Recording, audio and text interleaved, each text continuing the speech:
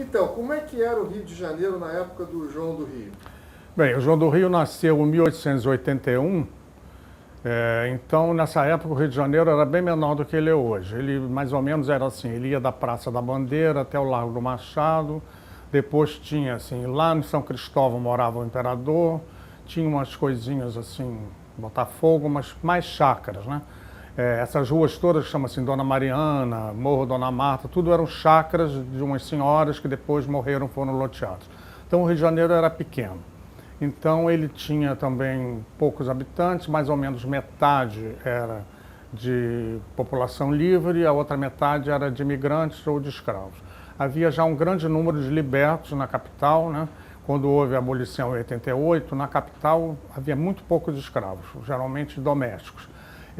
Era moda, digamos assim, de bom tom a pessoa libertar os seus escravos, porque havia aquelas leis que houveram, né, dos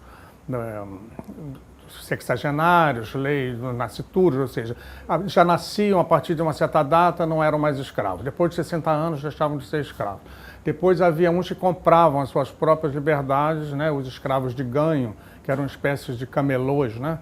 Eles trabalhavam para o patrão, saíam vendendo coisa pela cidade e geralmente desviavam um pouco do dinheiro e depois compravam sua própria liberdade. Por exemplo, os muçulmanos todos compraram sua liberdade antes dos outros. E então era isso, quer dizer, houve já começo dos imigrantes chegando, chegava ali na Praça 15, que era o Cais do Porto oficial, né, o Cais Faru, e as pessoas, não havia muita mulher, né, havia uma base de 3 homens para cada mulher. Tanto que depois eles facilitaram a entrada das prostitutas, das polacas, era uma maneira também de sossegar a libido das pessoas, porque 3 homens para cada mulher não era mole. Havia um homossexualismo também disfarçado, porém evidente. A Praça Tiradentes era lá o local, chamava Praça do Rocio. Ficou durante muitos anos, até os anos 70 era um local, tanto que a quantidade de hospedarias para os solteiros, onde as pessoas entravam e pagavam por 2 horas para se divertir, até hoje, eu acho que ainda existe, mas existia muito mais. Em suma, essa era a região da cidade, o centro principalmente. Os bairros eram caretas, eram de moradias, ou proletárias, ou médias, ou de classe alta. Os cortiços, principalmente, é porque essa população, primeiro, escravos libertos que ficaram aqui sem ter uma profissão definida.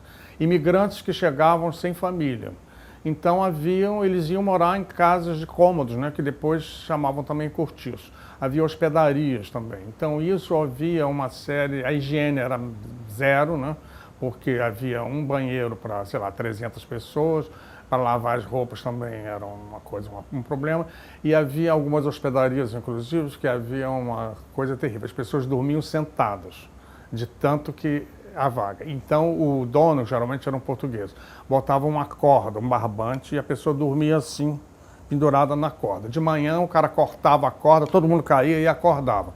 Eram chamadas as hospedarias marca-barbante, daí que vem essa expressão marca-barbante, como uma coisa assim meio fuleira. E o grande cortiço, que por isso que se chamou, todos passaram a se chamar Cabeça de Porco, era ali atrás da Central, na Barão de São Félix. Dizem até que era uma propriedade do Conde D, marido da princesa Isabel, e ele foi destruído depois, a pauladas. Foi considerado assim uma coisa que denegria a cidade. Haviam também o livro Cortiço, né, que foi escrito pelo autor Azevedo, e mostra bem assim, onde nos cortiços tudo se misturava, as raças, as classes não, mas as raças se misturavam. Foi um dos motivos, eu acho, que facilitou também a miscigenação e tal, porque como não havia mulher, então qualquer mulher tinha 3 homens de pretendente, elas podiam escolher, e elas nem sempre escolhiam o mais rico, às vezes, por amor. E como é que o João do Rio transitava nesses ambientes, quer dizer, nessa cidade, especialmente na parte do cortiço? Bem, a família dele, ele era uma família de origem pobre. Ele nasceu no Buenos Aires, que na época era do meio do Baixo Meretrício. Mas a mãe dele não era prostituta, não. O pai era um professor positivista do Rio Grande do Sul. A mãe era filha de uma mulata analfabeta que tinha uma pensão onde fazia refeições para fora. Nessas refeições veio esse estudante, que acabou sendo o pai dele, casou com a segunda filha. Essas filhas também eram bastardas. Elas eram filhas do filho do diretor da Santa Casa, que viveu com essa senhora, a avó dele, Amália Caldeira, que era uma gaúcha também como pai, mas era negra. Ele teve 4 filhos com essa senhora e depois abandonou e casou com uma portuguesa e morreu 2 anos depois. E essas 2 primeiras, a mãe dele e a mais velha, elas foram reconhecidas em cartório. As outras 2 não, mas mesmo assim incorporaram o nome. Cristóvão dos Santos é o nome do pai. E a avó seria Caldeira, que talvez tenha uma origem meio cigana também, porque os ciganos eram os que vendiam os escravos.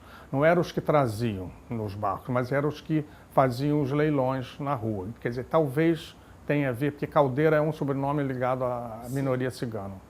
Mas ele andava por ali? Bem, a avó tinha essa coisa, ele nasceu no centro, a família foi ascendendo socialmente, o pai acabou tendo um concurso, virou professor do Colégio Pedro II, de astronomia, da escola normal, etc. e tal.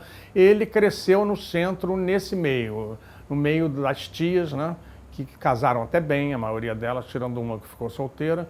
Elas casaram bem, com jornalistas, então assim, havia um parentesco cruzado, porque uma dessas filhas era cunhada do José do Patrocínio, que também era negro, era um jornalista importante. Então era um ambiente intelectualmente, digamos assim, bom, com a classe social não tão boa, mas que possibilitou que eles fossem ascendendo socialmente através do trabalho. E qual a relação do João do Rio com a pequena África? Ele frequentava... Bem, a avó morou num lugar que não existe mais, chamado Morro do Inheco.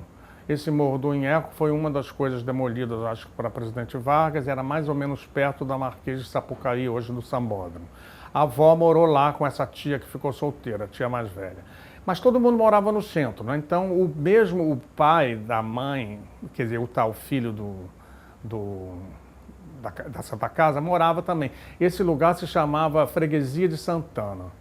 Hoje o Rio é dividido em regiões administrativas, na época eram freguesias. Essa freguesia de Santana começava no Campo de Santana e ia na direção da praça, hoje Praça da Bandeira, e que na época chamava-se Derby Club, era um pântano, por isso que tem um mangue e tal, canalizado e tal.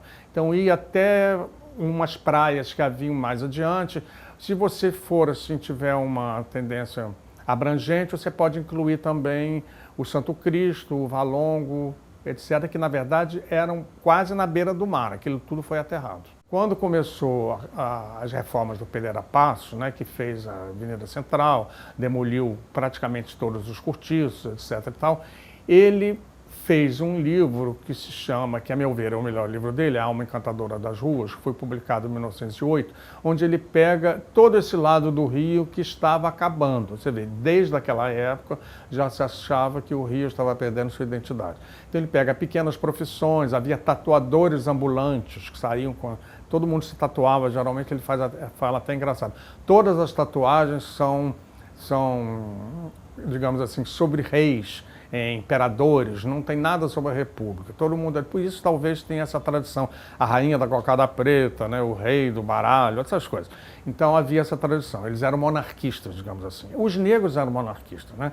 Eles agradeciam ao Império por ter dado a abolição e eles sabiam, perceberam que o pessoal que estava apoiando a República era basicamente o pessoal escravocrata que ficou com raiva do Império por ter liberado os escravos, então apoiou a República, mesmo sem ser republicano.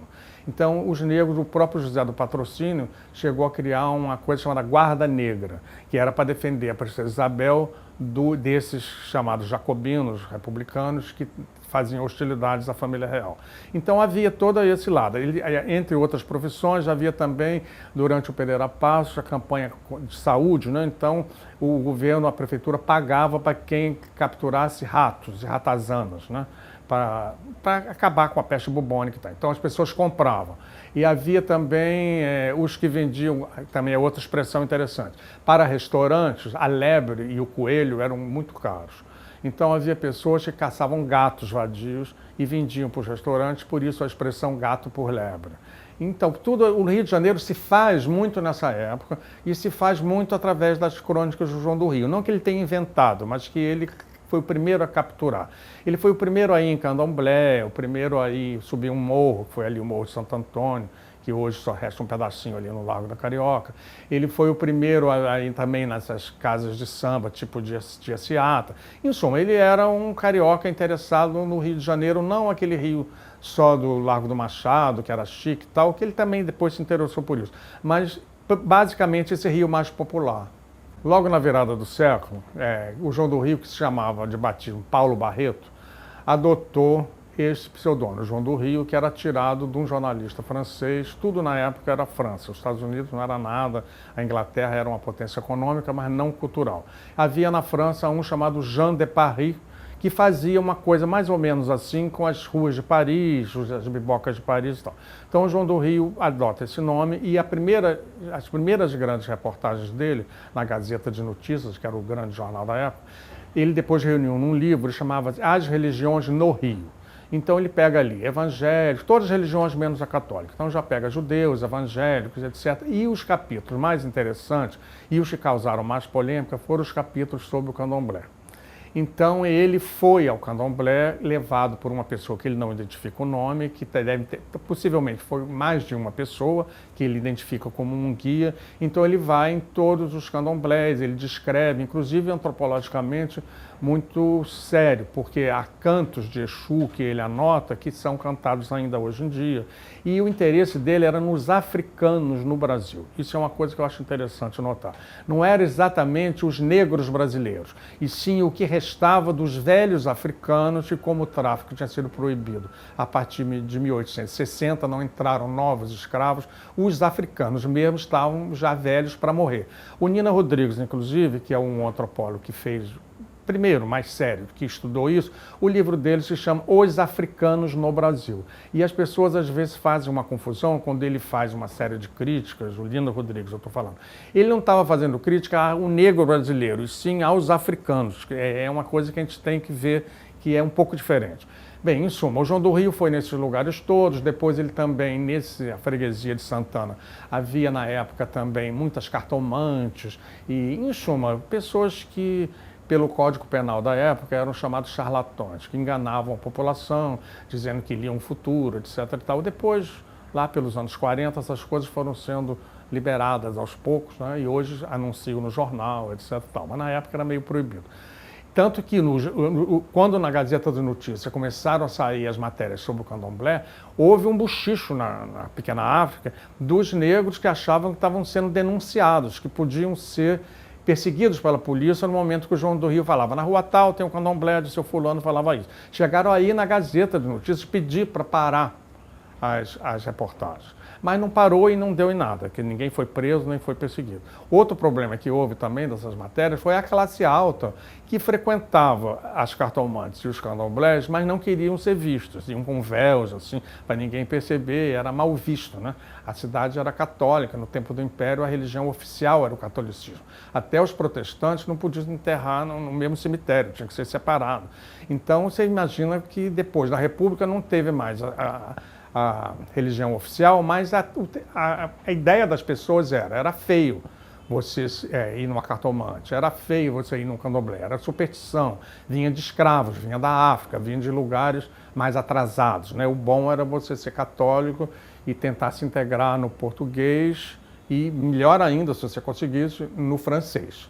Bem, na cultura musical, ele também foi muito interessado nisso e fez os primeiros estudos sobre choro, não é?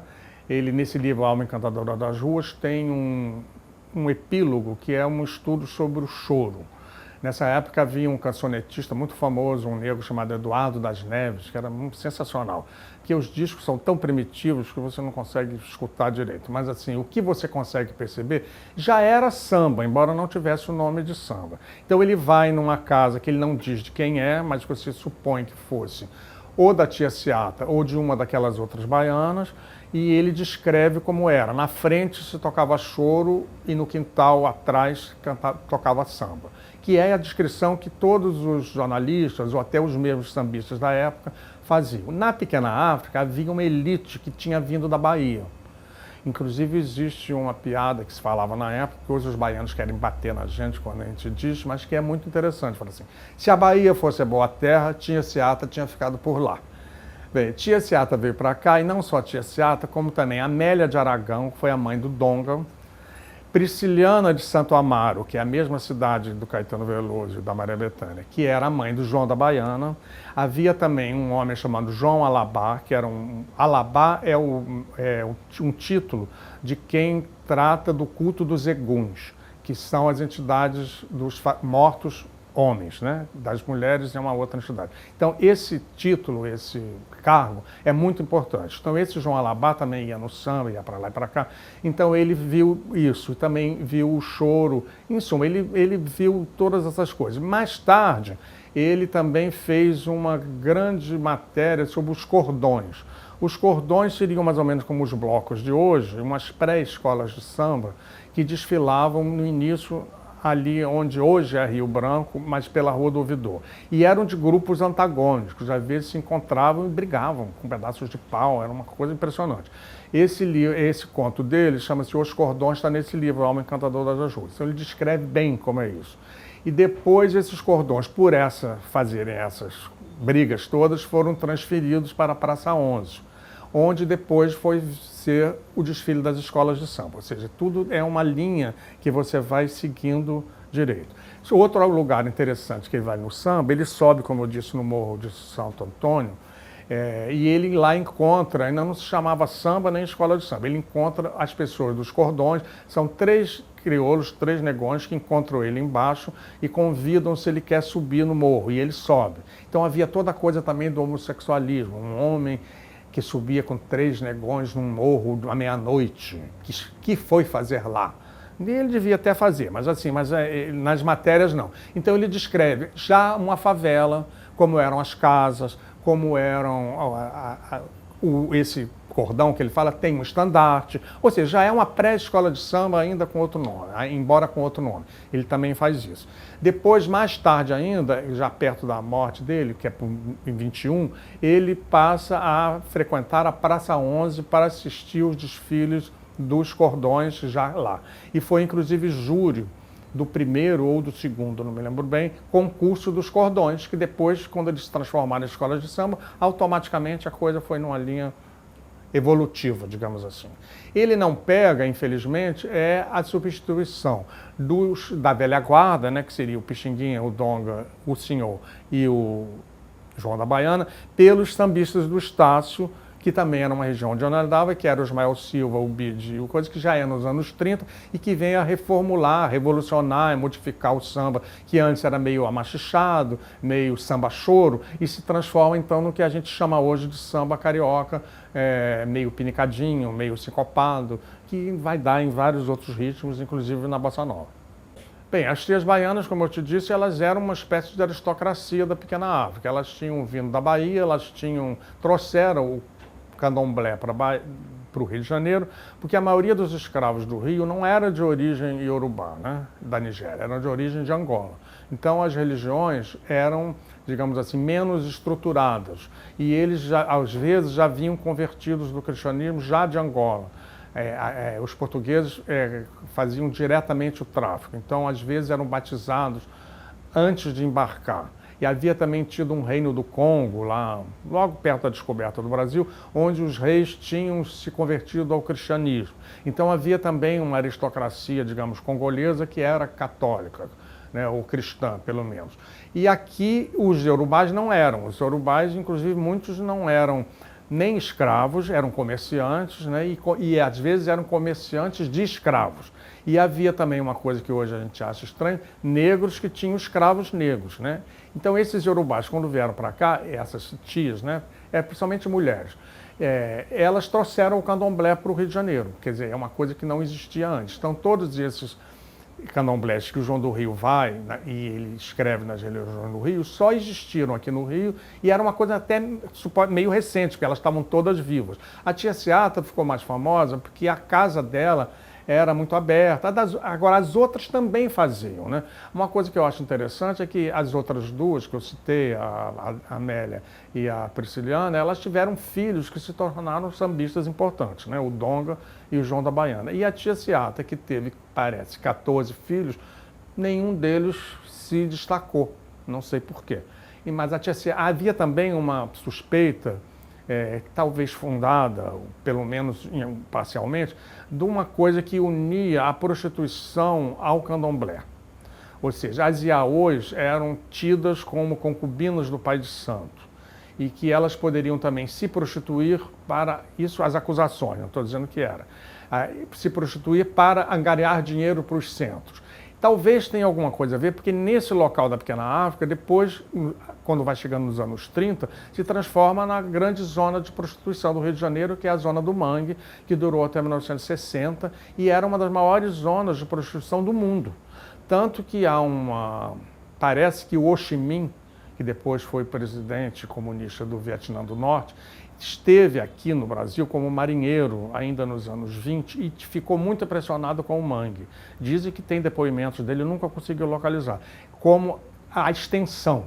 E havia no mangue, não eram só as casas, você chegava lá, pagava, entrava, havia também bares, né? Como hoje um pouco naquela rua lá onde sobrou. Em suma. Luiz Gonzaga, por exemplo, começou, quando veio para o Rio, tocando sanfona nesses bares do mangue. Ou seja, havia um lado cultural também na prostituição. Não havia só entrou, pagou e saiu, né? Havia toda uma infraestrutura que...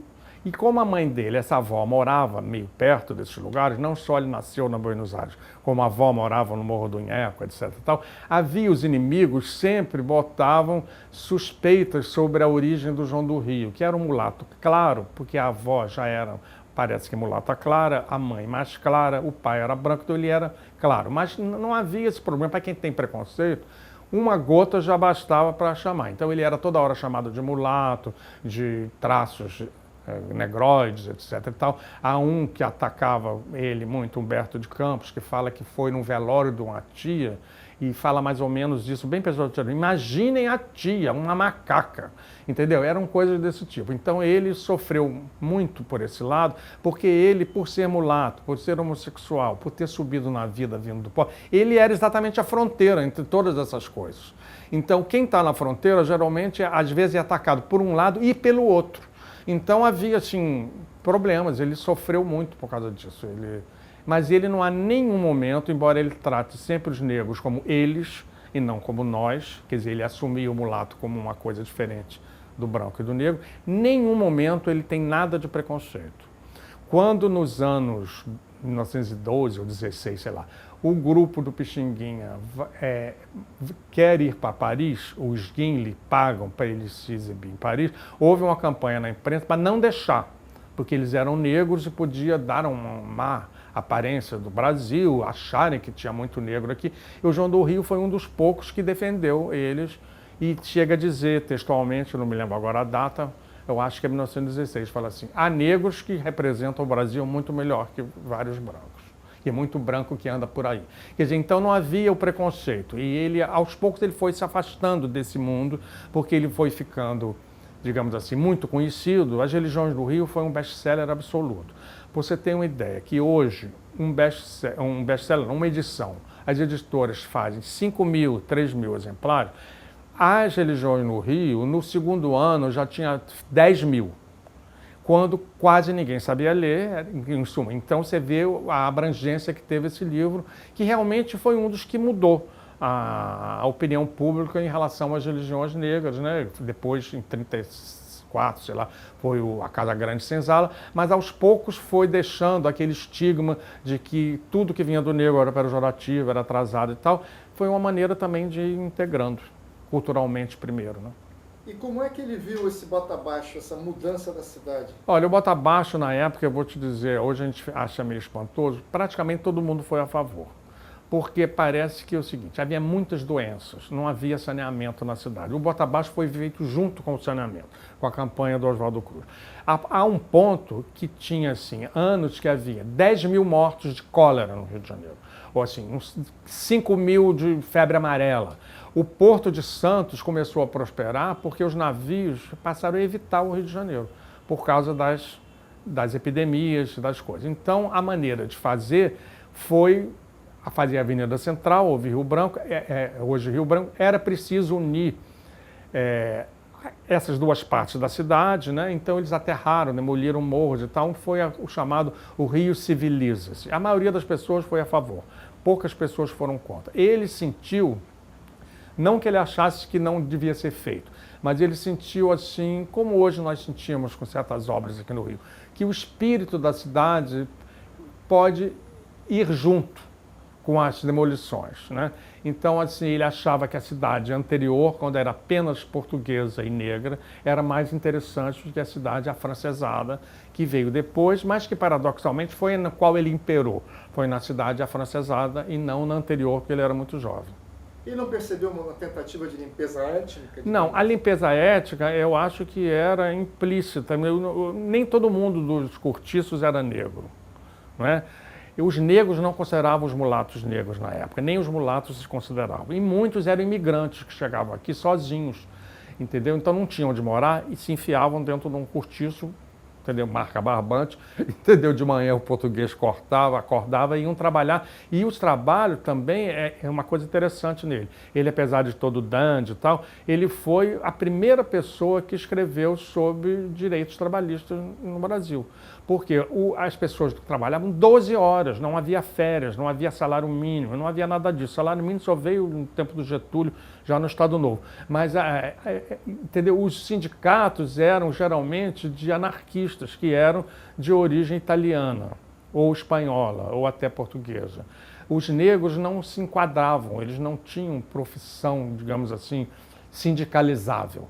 Eles faziam serviços, eram camelôs, eram, em suma, pequenas profissões, poucos eram operários. Depois que eles vão entrar ali naquele sindicato dos arrumadores do Cais do Porto, né, que também é uma base da onde veio o samba, né, o Império Serrano sai dali. O Mano Décio da Viola, Aniceto, todos foram desse sindicato dos arrumadores. Arrumadores eram os que carregavam os sacos dos navios e arrumavam nos depósitos para depois o cliente vir pegar. Esse sindicato foi muito negro, baseado negro, a base era ali perto do Valongo e também foi um dos lugares onde saiu o samba. Mas isso foi um pouco depois do João do Rio. Ele já viu a situação econômica, sindical, tudo isso não era exclusivo do negro. Claro que o negro era a maioria, mas não era apenas. A limpeza étnica, eu acho que foi mais uma limpeza social, que foi implicitamente ética, porque o negro era a maioria. Mas não queriam tirar porque era negro, entendeu? Queriam tirar porque era insalubre e, por acaso, os negros estavam morando ali. E a revolta da vacina? Bem, a revolta da vacina foi uma movimentação daqueles que não apoiaram, né? Que foram os prejudicados pelo bota abaixo, que estavam sendo removidos, e havia também, coincidiu com duas coisas, a posse do presidente Rodrigues Alves. O pessoal chamado jacobino, que era o pessoal nacionalista de direita, muito forte na época, eles eram contra o Rodrigues Alves e eles usaram, e também havia os positivistas, eram contra a vacina. Os positivistas não acreditavam na existência do micróbio. Então houve um pânico que diziam assim, que quem fazia a vacina contra a varíola ia entrar na sua casa, sem a sua autorização, ia levantar a saia da sua mulher e da sua filha para aplicar a vacina na coxa. Então, isso já criou um buchicho. Depois, as pessoas estavam sendo transferidas para outros lugares porque os cortiços estavam sendo demolidos. Então, lá naquele lugar onde é hoje o Valongo, a praça, que era o lugar onde houve a revolta da vacina, houve uma revolta. É engraçado que você vê na imprensa da época, praticamente não se fala dessa revolta, que foi uma coisa que, a meu ver, pode ter sido um pouco aumentada pelos historiadores no futuro, mas ela existiu, porque as pessoas foram presas, foram mandadas, exiladas para o Acre, entendeu? E para outros lugares. Quer dizer, o tal Prata Preta existiu, quer dizer, existiu uma revolta. Talvez ela não tenha sido tão importante. Ela coincide com uma tentativa, isso é uma coisa que a maioria dos historiadores não juntam uma coisa com a outra, com uma tentativa de golpe militar na Praia Vermelha. Na verdade, o que parece, os positivistas, que eram muito fortes no exército, insuflaram a revolta da vacina para, no meio da confusão, eles tentarem derrubar o governo eleito, que era o Rodrigues Alves, que é quem estava fazendo o Bota Abaixo. Então isso, se você une as datas, você vê que foi na mesma data. A revolta da Praça Vermelha foi sufocada porque uns foram contra e botaram a boca no mundo e nem houve direito à revolta, houve só a tentativa. Então os pobres que tinham se revoltado foi que pagaram o pato, ou seja, foram presos, alguns foram mortos e vários foram exilados. E foi isso que aconteceu, quer dizer, então houve sim uma revolta dos descontentes. A maioria das pessoas que saiu dos cortiços derrubados pelo Bota Abaixo, elas foram morar nos morros da cidade. Não foram as primeiras favelas, não é verdade, tanto que em 1900, eu já te falei que o João do Rio já tinha subido no Morro de Santo Antônio, que é antes, e já havia ali uma favela. E também as pessoas que voltaram de Canudos, os soldados, foram morar no Morro da Mangueira. Por isso que favela tem esse nome, parece que favela era uma planta que havia em Canudos. Então isso tudo é antes do Bota Abaixo. Quer dizer, o Bota Abaixo aumentou essa população dos morros, mas não foi o que originou, digamos assim.